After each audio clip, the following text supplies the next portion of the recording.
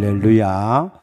오늘도 우리 주의 은혜로 가장 복된 날이 되시기를 축복합니다. 아멘. 네.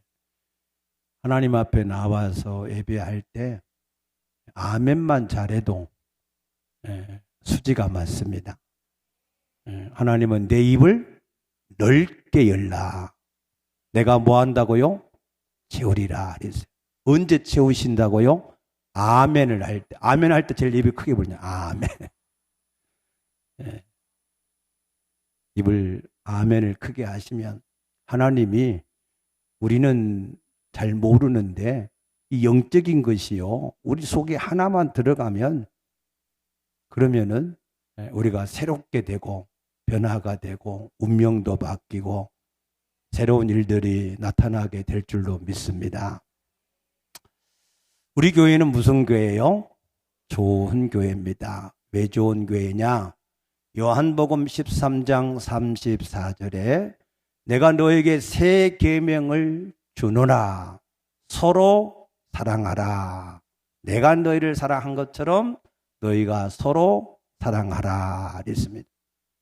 사랑은 우리의 약한 것을 담당해 주는 것이 사랑입니다. 로마서 5장 8절에 보니까 우리가 아직 죄인 되었을 때, 하나님을 찾지도 않고 의롭지도 않고 온전하지도 못할 때, 죄인 되었을 때 그리스도께서 우리를 위하여 죽으심으로 우리에 대한 아버지의 사랑을 확증하셨느니라 했습니다. 아버지는 우리가 죄인 되었을 때, 약할 때 우리를 사랑하셔서 우리를 위하여서 친히 이 땅에 오시고 죽으심으로 우리의 모든 약한 것을 담당해 주신 줄로 믿습니다. 그래서 아버지께서 내가 너희를 사랑한 것처럼 너희도 서로 사랑하라 하셨는데, 우리가 우리 이웃을 가장 사랑을 잘할 수 있고 빨리 할 수 있고 쉽게 할 수 있는 방법이 뭐냐? 중보기도입니다. 내 이웃의 연약함을 위해서 중보하는 기도. 그것이 가장 내 이웃을 현실적으로 사랑하는 방법인 줄로 믿으시기 바랍니다.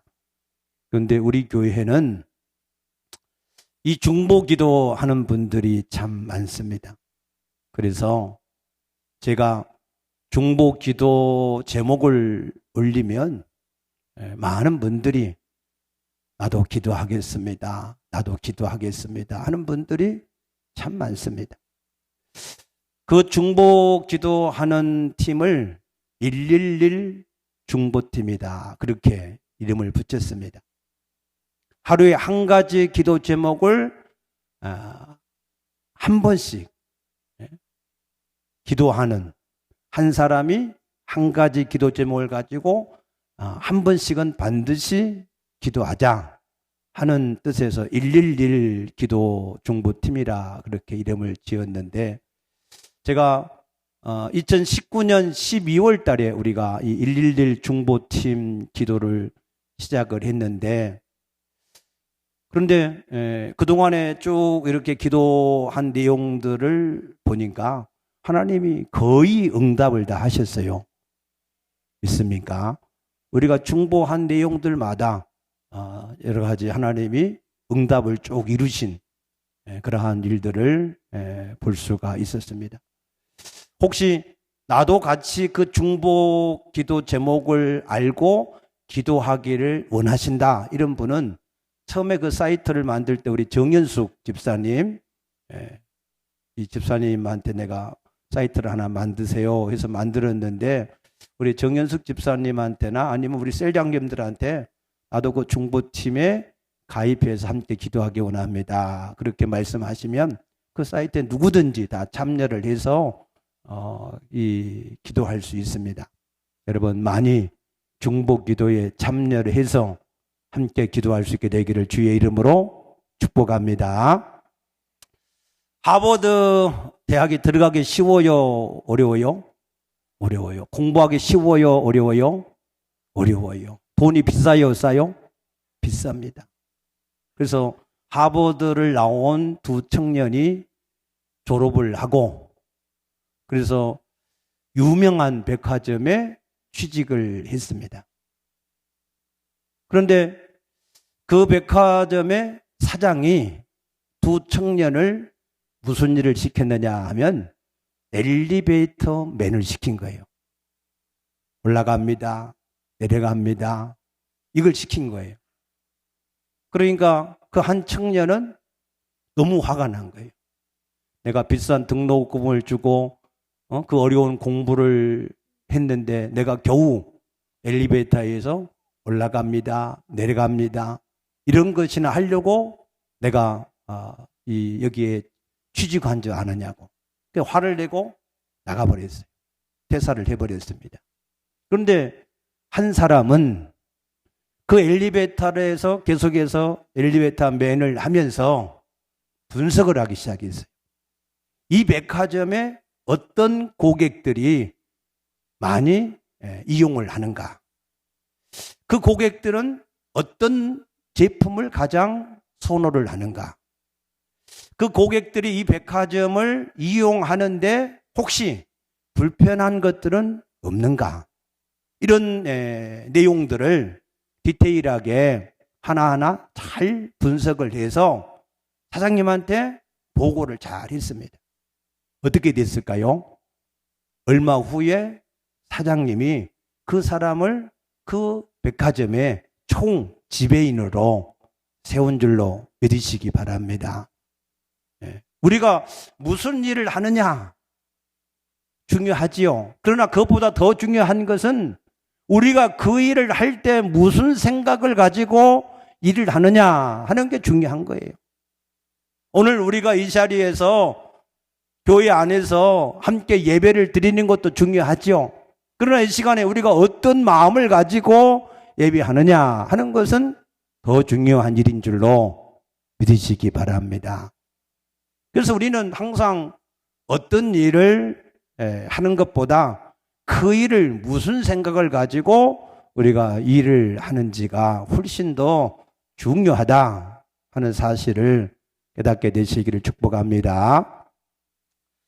창세기 41장 45절에 보게 되면은 요셉이 애굽 바로 왕의 꿈을 해몽을 하고 거기에 대한 대책을 세워주니까 애굽 바로 왕이 요셉을 애굽의 총리로 세웠습니다.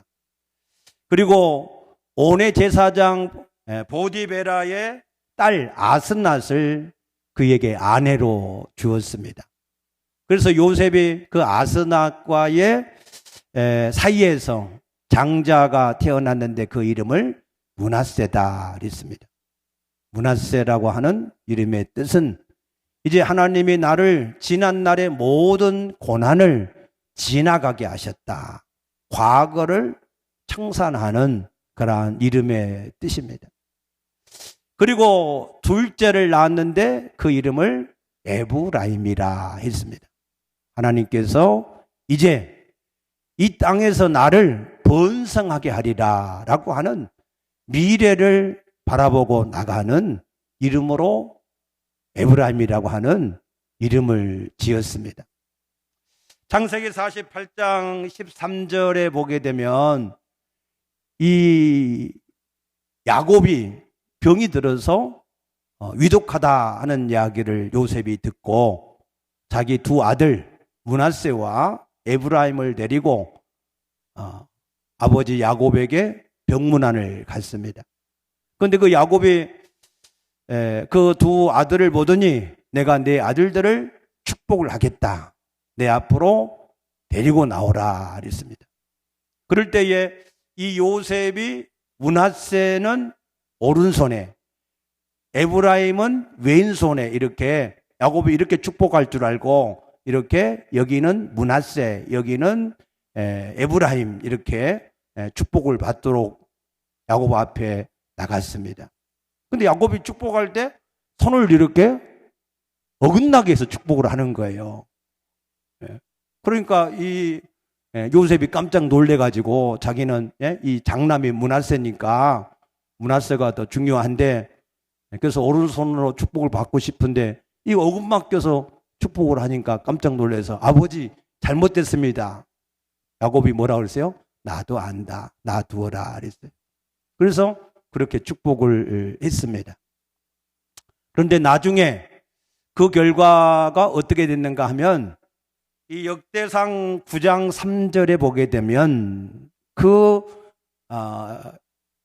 지파들, 그러니까 이스라엘은 12지파인데 에브라임도 한 지파, 이게 므낫세도 한 지파가 됐어요. 그런데 그 지파들의 이름을 부를 때에 므낫세, 에브라임 그래야 되는데 역대상 9장 3절에 보니까 에브라임, 므낫세 이렇게 나와요. 에브라임을 더 앞세워서 이름이 기록된 걸 볼 수가 있습니다. 이 말은 무슨 얘기냐면 영향력이 에브라임이 더 생겼다 그 얘기입니다.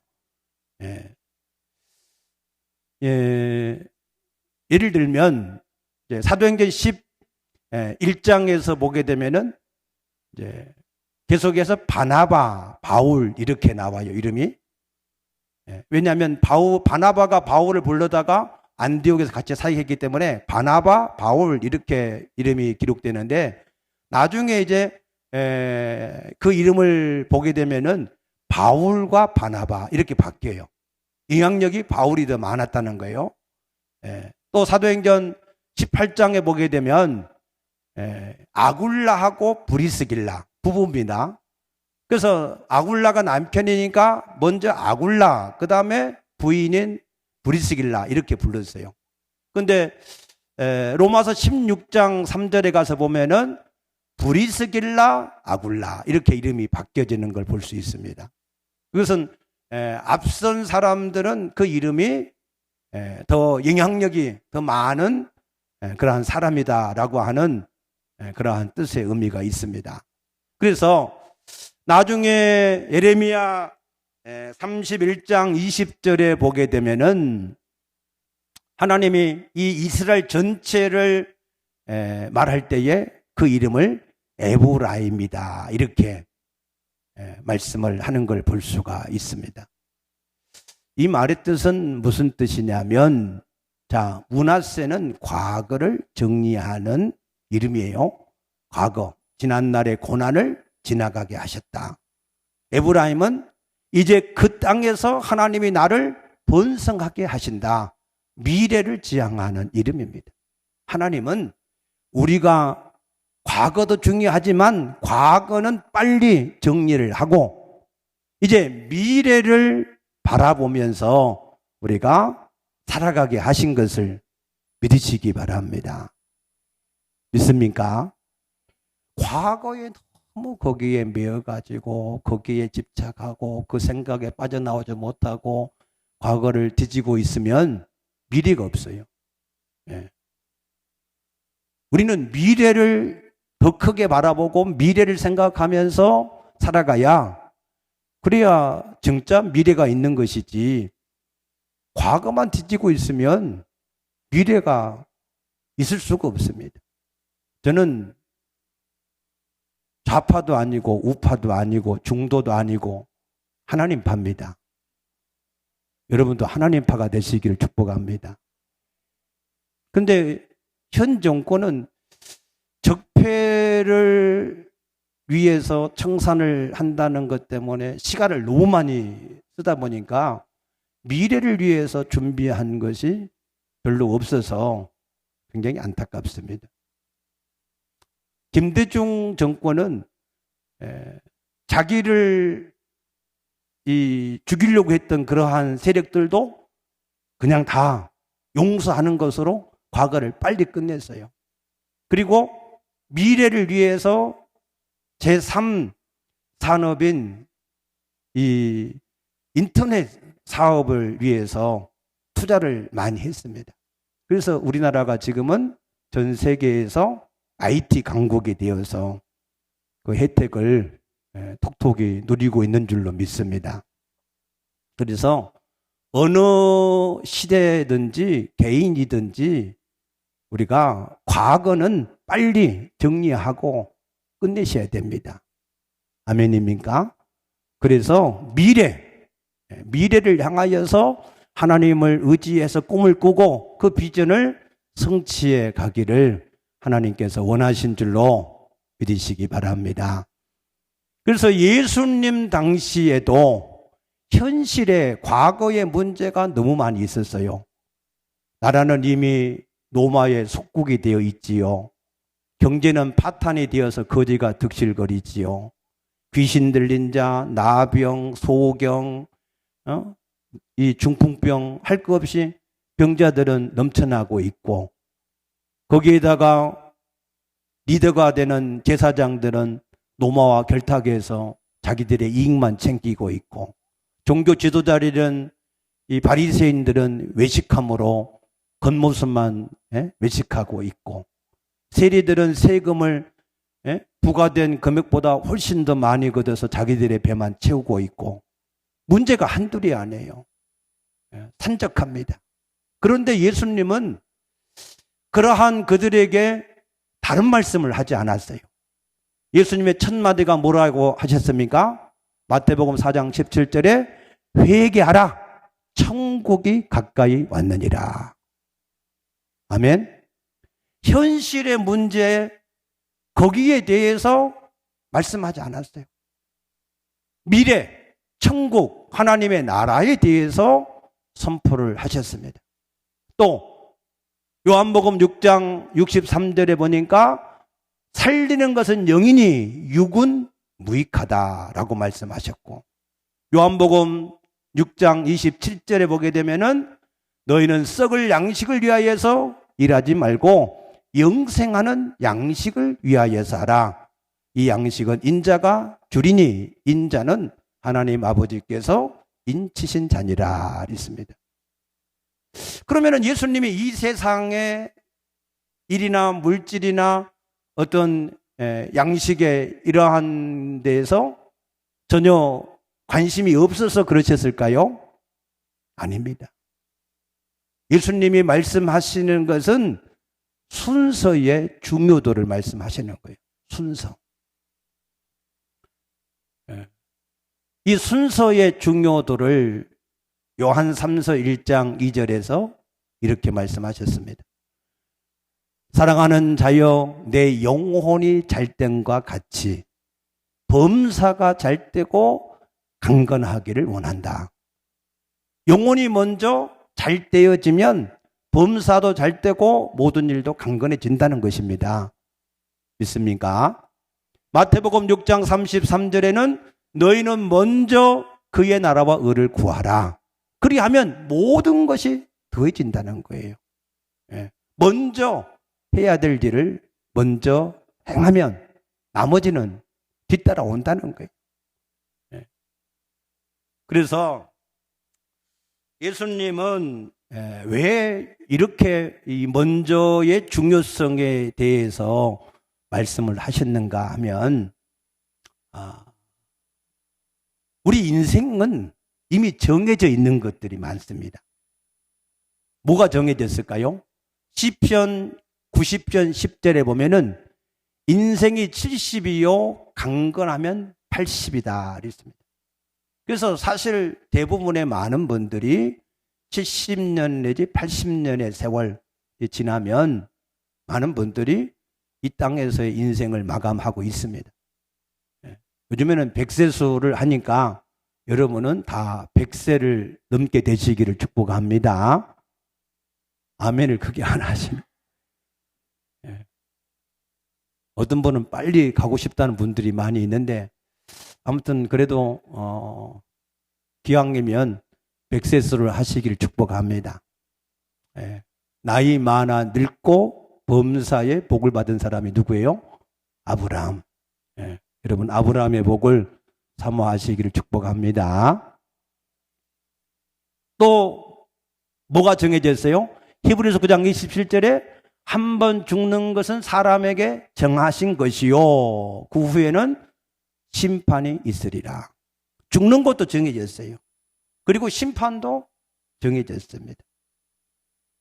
또 요한계시록 21장 1절에 보니까 이 세상의 현재 처음 하늘과 처음 땅은 지나가고 바다도 다시 있지 아니하더라. 이 세상의 모든 이 우주적인 이런 모든 우리 이 세상도 지나가는 앞으로 장래에 망하는 장망성이 되었다는 겁니다. 우리가 7, 80년 사는 것도 정해졌고, 그리고 한번 죽는 것도 정해졌고, 심판도 정해졌고, 이 세상도 장망성이라고 하는 것이 이미 정해졌다는 거예요. 이거는 아무리 진시황이 불로초를 구한다 해도 할 수 없었던 것이고, 세계 최대의 재벌인 빌 게이츠가 모든 걸 동원한다 해도 이걸 바꿀 수가 없습니다. 하나님이 정해놓은 것을 사람이 어떤 수단과 방법으로도 바꿀 수가 없음을 믿으시기 바랍니다.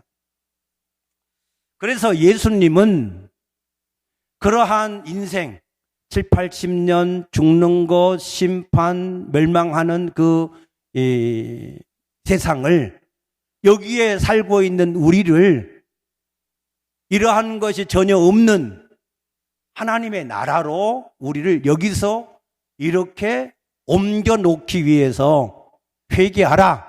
천국이 가까이 왔다라고 말씀을 하신 겁니다. 믿습니까? 무슨 얘기인지 잘 이해하셔야 돼요. 우선 여러분들이 7, 80년밖에 못 산다는 거, 죽는 것이 정해졌다는 거, 심판이 정해졌다는 거, 이 땅은 장망성이라는 거, 이 정해져 있다니 말이에요. 배로 비유를 하면 타이타닉 호가 세계에서 가장 화려한 배고 그 안에 모든 게 다 있는 것 같지만 그 배는 무슨 배였어요? 침몰하는 배. 아무리 그 안에서 화려하고 좋은 것이 다 있어도 침몰을 계속하고 있으면 어떻게 돼요? 옆에다가 구조선을 대놓고 여기서 빨리 빠져나와서 일로 옮겨라. 그럼 빨리 타고 옮겨가야 되지요. 아멘입니까?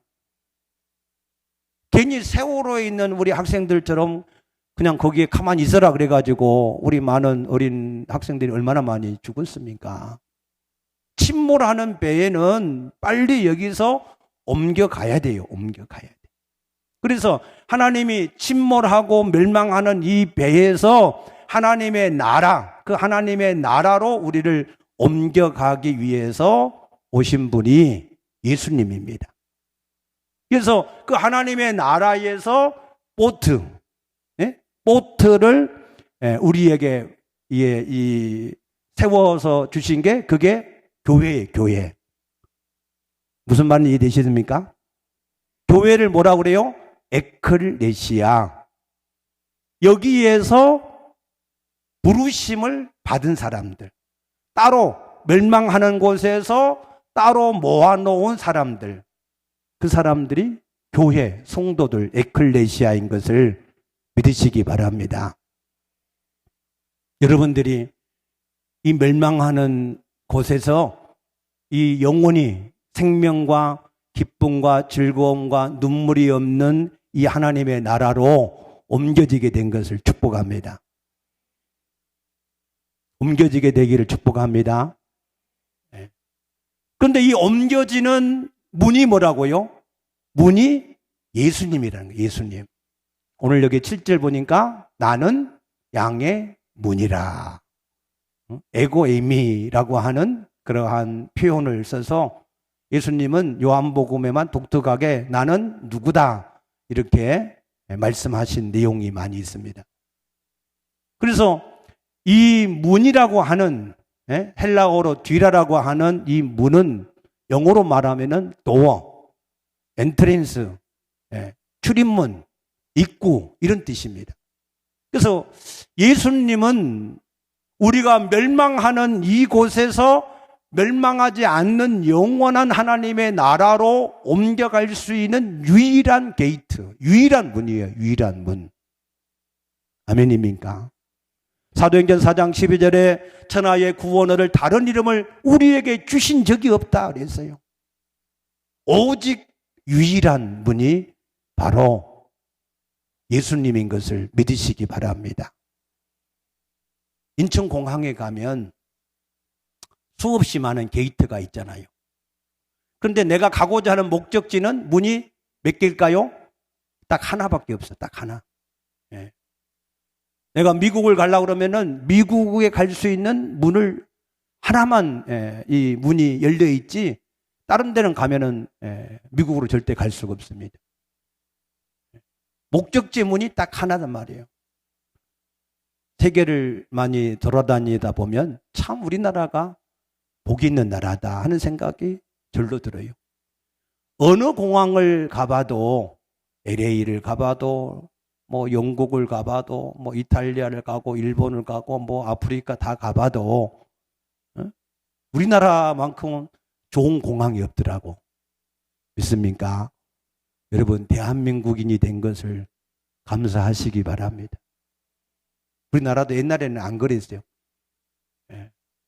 저 2000년대 중국의 훈춘이라고 하는 지역에 가니까 우리나라 한 60년대 수준의 그런 삶을 살더라고.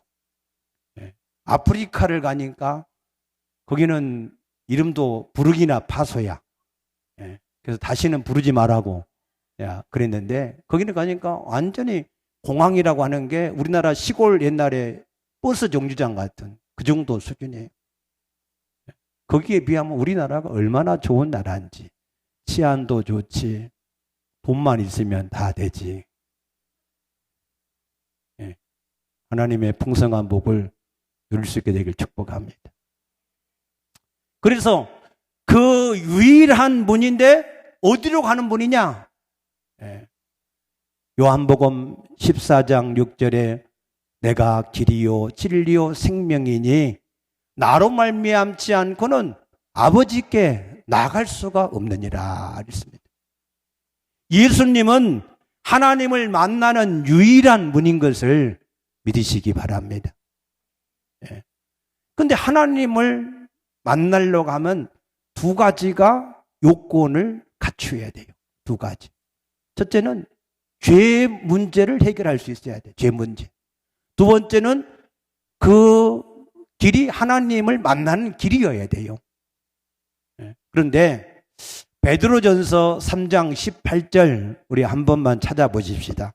시간이 없지만 여러분들이 중요한 말씀이니까 베드로전서 3장 18절 제가 가진 성경은 신약성경 381면입니다. 381면. 자, 우리 같이 합독해 보십시다. 그리스도께서도 단번에 죄를 위하여 죽으사 의인으로서 불의한 자를 대신하셨으니 이는 우리를 하나님 앞으로 인도하려 하심이라. 육체로는 죽임을 당하시고 영으로는 살리심을 받으셨으니. 아멘. 영으로 살림을 받으신 예수님은 지금 믿는 자 속에 와서 계시는 것을 믿으시기 바랍니다. 그 예수님을 주와 그리스도로 믿고 그 예수님을 주인으로 영접한 사람 속에는 예수님이 주의 영으로 함께 하셔서 죄를 사해 주시고 하나님을 만나게 하시는 줄로 믿으시기 바랍니다. 믿습니까? 예. 그런데 문제는 누가복음 13장 24절에 보면 좁은 문으로 들어가라 그러죠. 좁은 문. 그 예수님을 통해서 아버지를 만나러 가는 그 문이 넓다는 거예요, 좁다는 거예요? 좁다는 거예요, 좁아. 그게 문제예요. 예. 사람들이 예수님께 물었습니다. 예수님, 많은 사람들이 구원을 받을 수 있을까요? 그때 예수님이 아니다. 좁은 문으로 들어가라.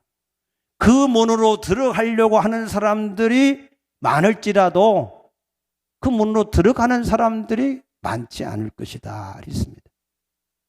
여러분, 구원은 쉽게 받아지는 게 아닙니다.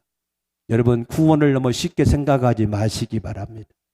구원은 우리가 가장 힘써서 받아야 되는 일이지만 그러나 그 구원이 그렇게 쉽게 우리가 원한다고 받을 수 있는 게 아니에요.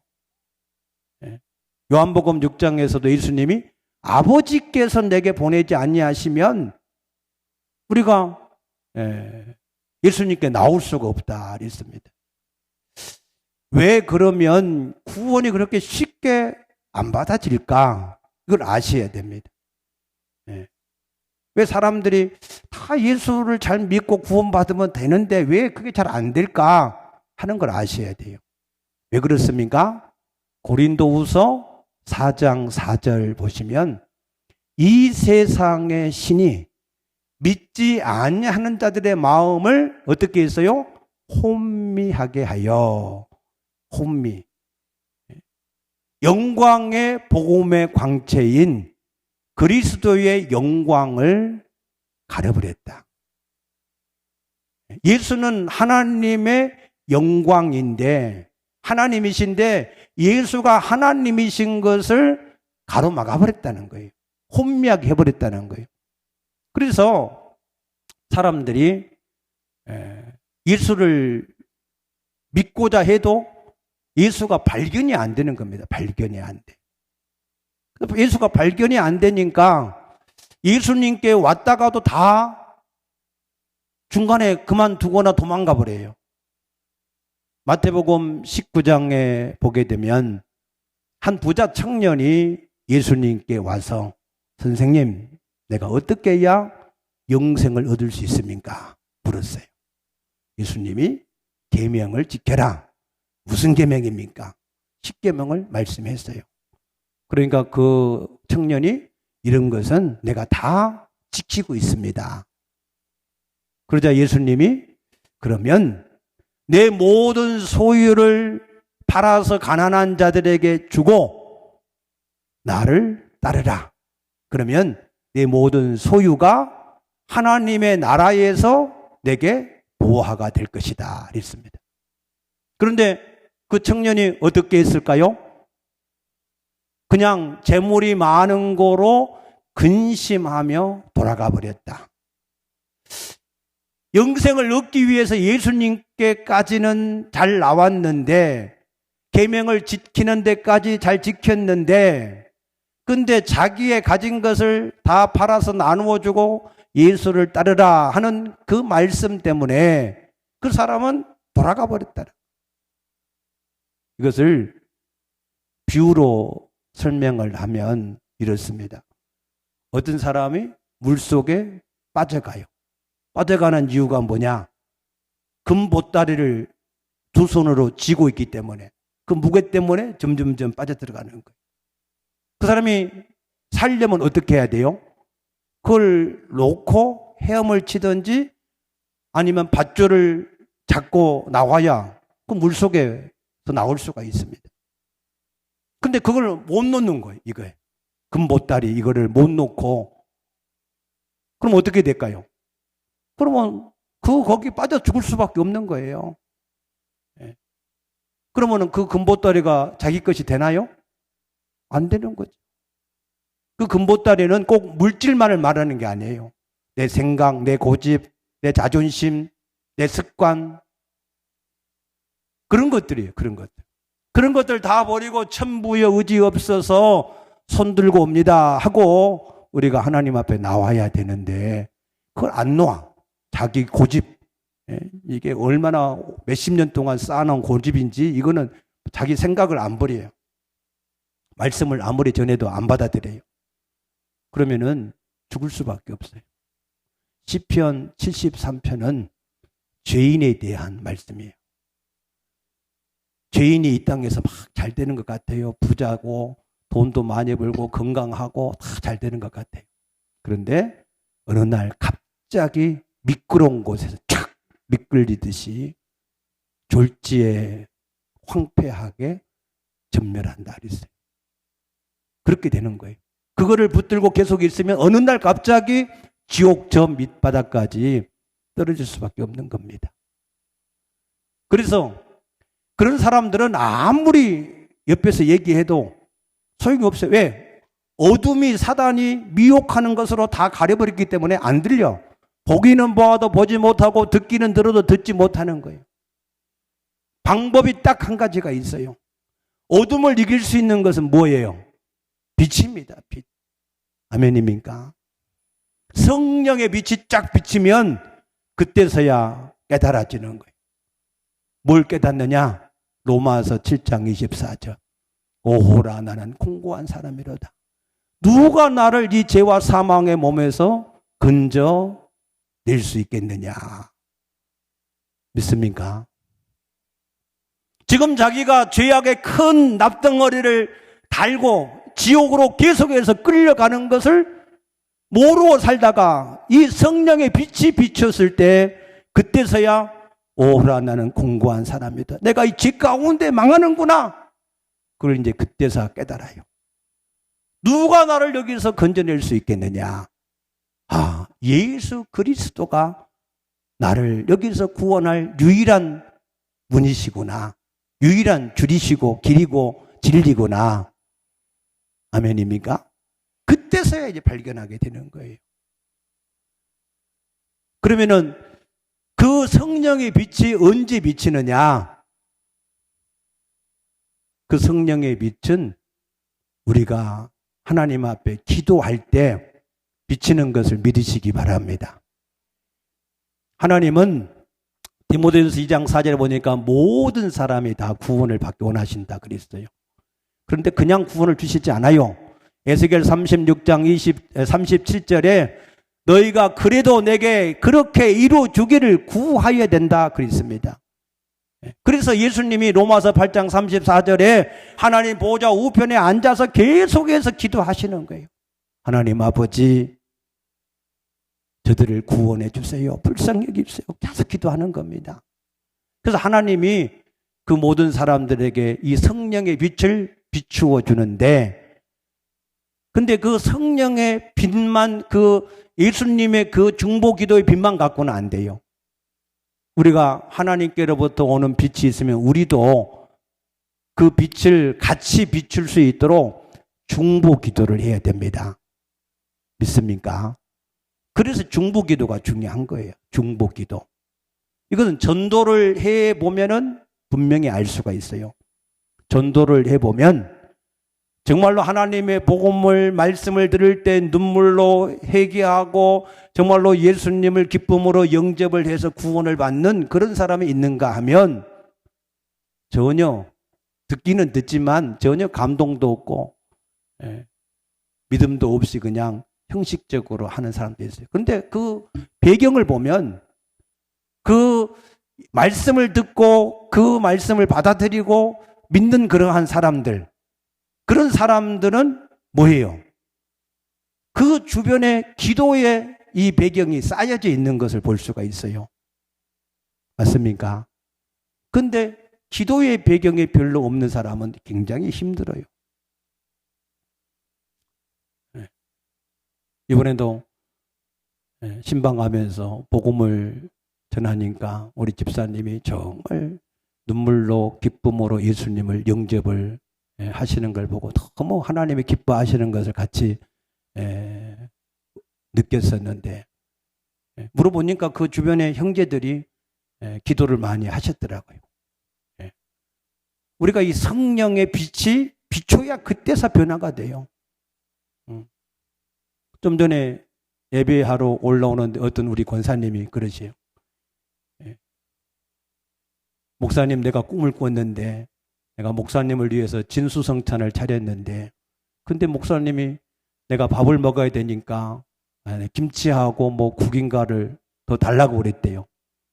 그래서 깜짝 놀래가지고, 내가 코로나 때문에 예배를 안 나가고 계속해서 집만 있으니까 그러신가 보다 해서 내가 예배를 나와야 되겠다 하고 나오셨대요. 성령이 이게 뭔가 이게 터치를 해줘야 사람이 바뀌신다니까. 아멘입니까? 안 바뀌어요. 이게 사람이 이게 굳어져가지고 안 바뀌어요. 그러므로 여러분들 성령의 빛이 비춰줄 수 있도록 기도하시기 바랍니다. 사도행전 16장 31절에 주 예수를 믿으라. 그리하면 너와 내 집이 구원을 얻으리라 그러셨어요. 근데 여러분이 가만히 있으면 가족이 구원을 받습니까? 아니에요. 가족을 위해서 정말 여러분들이 눈물을 뿌리며 기도할 때 하나님이 그에게 복음을 전할 수 있는 사람도 보내고 말씀도 주시고 성령이 말씀을 들을 때 역사해서 구원을 받게 되는 줄로 믿으시기 바랍니다. 자, 그 문에 대해서는 그 정도만 하고 한 가지 더 말씀을 드려야 되는데 시간이 조금 없는데 다시 요한복음 10장 9절에 보면은 내가 문이니 누구든지 나로 말미암아 들어가면 구원을 받고 또는 들어가며 나오며 꼴을 얻으리라. 구원을 받을 뿐만 아니라 뭘 얻어요? 꼴을 얻는다. 무슨 꼴이냐? 10장 10절에 내가 온 것은 양으로 생명을 얻게 하고 더 풍성히 얻게 하려는 것이라 그랬어요. 하나님은 우리에게 구원만 주시는 것이 아니라 하나님의 풍성한 것을 주시기를 원하시는 줄로 믿습니다. 그런데 이 풍성한 것이 어떻게 우리에게 임하느냐? 히브리서 11장 3절의 말씀 보니까 이 세상에 나타난 것은 보이는 것으로 말미암아 된 것이 아니다. 다시 말해서 이 세상에 우리의 모든 삶이 변화가 되는 것은 지금 드러나 있는 눈에 보이는 그러한 수단과 방법을 통해서가 이루어지는 것이 아니라 눈에 보이지 않는 것에 의해서 이루어진다. 눈에 보이지 않는 게 뭐예요? 영적인 겁니다. 영적인 것. 사무엘상 16장 7절에 하나님은 사람과 같이 겉모습을 보신 것이 아니라 뭘 보신다고요? 중심을 보신다. 우리 마음의 중심 속에 있는 게 뭐예요? 우리 마음의 중심에 있는 게 생각, 꿈, 믿음, 우리의 언어. 우리 눈에는 안 보이지만 이런 것들이 우리에게 있잖아요. 생각이 있으시지요? 하나님은 우리에게 주신 최고의 축복이 상상력, 상상력. 그리스도 안에서는 진리를 알지니 진리가 너를 자유하게 했다 그랬어요. 얼마나 감사할 일인지 몰라. 우리가 우상을 섬기고 그 안에 종으로 살 때는 자유가 없어요. 매여서 살 수밖에 없어요. 그러나 예수를 우리가 영접한 이후에는 영육간에 우리가 모든 것에 자유한 것을 믿으시기 바랍니다. 여러분들이 무엇이든지 생각하고 구하는 대로 하나님이 주실 줄로 믿으시기 바랍니다. 그래서 이 상상력을 가지고 뭘 해야 될까요? 말씀에 의지해서 꿈을 꿔야 돼. 야곱은 하나님 앞에서 라반의 집에서 모든 10번이나 계약을 파기당하고 모든 걸 다 헛수고로 돌아갈 뻔했는데 하나님이 말씀하셨어요. 내가 너에게 얼룩진 것, 점 있는 것 다 주겠다. 그래서 그 말씀에 의지해서 양 새끼들이 새끼를 가질 때에 그 앞에 얼룩진 것들을 놔두어서 그 모든 것을 다 하나님 앞에서 자기가 잃어버렸던 것을 찾게 된 것을 믿으시기 바랍니다. 이 영적인 것이 우리가 상상력을 가지고 꿈을 하나님의 말씀에 의지하여서 꿈을 구체적으로 세우고 그것을 믿음으로 하나님이 그것을 이루어 주실 것을 믿음으로 바라보면서 기도하면 하나님이 반드시 그것을 우리에게 이루어 주시는 것을 믿으시기 바랍니다. 구원을 받으셨습니까? 예수를 통하셔서 그 문에 들어가셨습니까? 그러면 생명을 얻는데 거기에 머물지 말고 주와 복음을 위하여서 큰 일을 많이 할 수 있게 되기 바랍니다. 연세가 많아도 생각은 할 수 있잖아요. 기도는 할 수 있잖아요. 믿음은 가질 수 있잖아요. 일은 누가 하셔요? 하나님이 하시는 거예요. 내가 하는 게 아닙니다. 여러분은 죽을 때까지 하나님이 나를 불러가시는 그날까지 이 땅에서 주와 복음을 위하여서 지금보다 훨씬 더 큰 일을 할 수 있게 되기를 축복합니다. 지난날에 한 것은 잊어버리세요. 하나님은 과거에 머물기를 원치 않고 미래를 향하여서 나가기를 원하고 계십니다. 꿈을 크게 가지시기 바랍니다. 나도 하나님 앞에 큰 그러한 믿음의 비전과 꿈을 가지시고 하나님이 부르시는 그날까지 내가 하나님 앞에 이 땅에서 그 하나님의 보화를 위하여서 충성을 하다가 그날에 가면 얼마나 그것이 자기에게 위로와 기쁨이 되겠습니까? 여러분, 사랑하는 우리 성도 여러분, 예수를 똑바로 아셔서 그 문을 통해서 영생을 얻으시기 바랍니다. 반드시 예수를 통해서 아버지를 만나야 됩니다. 그리고 만난 사람은 그때부터는 상상력을 가지고 꿈을 꾸면서 그것을 하나님이 이루어 주실 줄로 믿고 기도함으로 하나님의 모든 풍성한 것이 풍성하게 되기를 주의 이름으로 축복합니다. 축복합니다. 기도하겠습니다.